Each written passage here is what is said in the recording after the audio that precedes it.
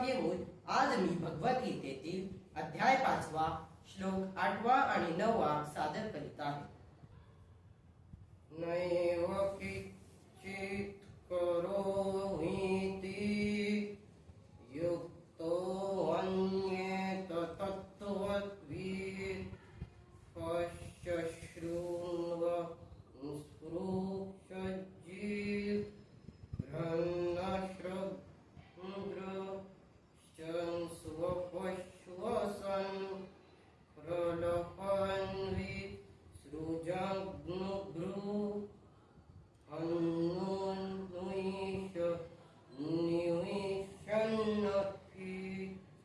इन्द्रियाणीन्द्रियार्थेषु वर्तन्त इति धारयन्.